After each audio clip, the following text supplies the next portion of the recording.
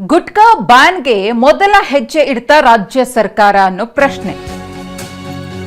ಯಾಕಂದ್ರೆ ಆಹಾರ ಸುರಕ್ಷತಾ ಇಲಾಖೆಯಿಂದ ಸ್ಪೆಷಲ್ ಡ್ರೈವ್ ಆರಂಭ.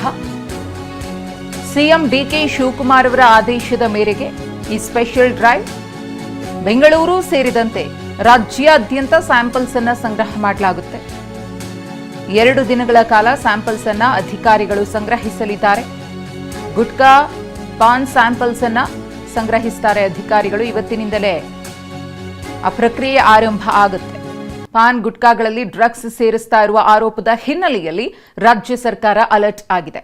ಒಂದು ವೇಳೆ ಡ್ರಗ್ಸ್ ಕಂಡು ಬಂದಲ್ಲಿ ಪಾನ್ ಮತ್ತು ಗುಟ್ಕಾವನ್ನ ನಿಷೇಧ ಮಾಡೋ ಬಗ್ಗೆಯೂ ಕೂಡ ಸರ್ಕಾರ ಆಲೋಚನೆಯಲ್ಲಿ ಇದೆ. ಹಾಗಾಗಿ ಈಗ ಸ್ಯಾಂಪಲ್ಸ್ ಅನ್ನ ಸಂಗ್ರಹಿಸಿ ಪರೀಕ್ಷೆಗೆ ಅದನ್ನು ಕಳಿಸ್ಕೊಟ್ಟು ವರದಿ ಬಂದ ನಂತರದಲ್ಲಿ ಪಾನ್ ಗುಟ್ಕಾ ಡ್ರಗ್ಸ್ ಕಂಟೆಂಟ್ ಅನ್ನ ಒಳಗೊಂಡಿದ್ರೆ ಅದನ್ನ ಬ್ಯಾನ್ ಮಾಡೋದಂತೂ ಪಕ್ಕಾ ಅಂತ ಸಿಎಂ ಡಿಕೆ ಶಿವಕುಮಾರ್ ಅವರು ಹೇಳಿದ್ದಾರೆ.